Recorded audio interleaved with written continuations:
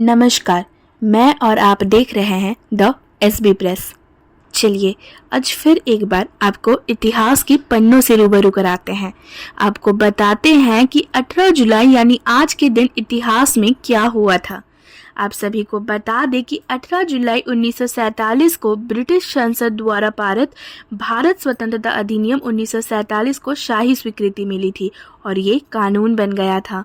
इस ऐतिहासिक अधिनियम ने भारतीय उपमहाद्वीप में ब्रिटिश शासन के अंत और भारत तथा पाकिस्तान के रूप में दो स्वतंत्र राष्ट्रों के गठन की नींव रखी। ब्रिटिश साम्राज्य के अधीन भारत में दशकों से स्वतंत्रता संग्राम चल रहा था। द्वितीय विश्व युद्ध के बाद ब्रिटेन की आर्थिक और सैन्य स्थिति कमजोर हो गई थी और वो भारत पर अपना नियंत्रण बनाए रखने में असमर्थ था। इन परिस्थितियों में ब्रिटिश सरकार ने भारतीय नेताओं के साथ बातचीत शुरू की और भारत को स्वतंत्रता देने का निर्णय लिया। भारत स्वतंत्रता अधिनियम ने ब्रिटिश भारत को दो स्वतंत्रता डोमिनियों में विभाजित किया, भारत और पाकिस्तान। पाकिस्तान में दो क्षेत्र शामिल थे, पश्चिम पाकिस्तान यानी आज का पाकिस्तान और पूर्वी पाकिस्तान यानी आज का बांग्लादेश। अधिनियम के तहत दोनों देशों को अपने संविधान बनाने और सरकार के रूप में कार्य करने की स्वतंत्रता भी दी गई। अधिनियम के अनुसार दोनों देशों में संविधान सभा का गठन किया गया, जिसे अपने अपने संविधान बनाने का कार्य सौंपा गया।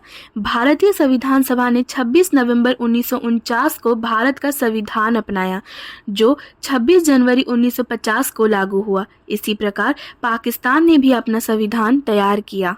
भारत स्वतंत्रता अधिनियम के तहत ब्रिटिश गवर्नर जनरल का पद समाप्त कर दिया गया और दोनों देशों में अपने अपने गवर्नर जनरल नियुक्त किए गए। इसके अलावा भारतीय सिविल सेवा और भारतीय पुलिस सेवा जैसे संस्थाओं को समाप्त कर दिया गया और दोनों देशों में अपनी अपनी सिविल सेवाओं का गठन किया। अधिनियम के तहत ब्रिटिश भारत की संपत्ति, देनदारियां और सैनिक बलों का बंटवारा भारत और पाकिस्तान के बीच किया गया।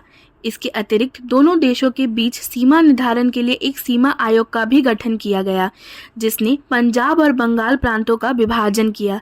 इसी प्रकार 18 जुलाई 1947 को भारत स्वतंत्रता अधिनियम को शाही स्वीकृति मिलना भारतीय उपमहाद्वीप के इतिहास में एक महत्वपूर्ण घटना थी। ऐसे ही और इतिहास से जुड़े खबरों के लिए बने रहे द एसबी प्रेस के साथ।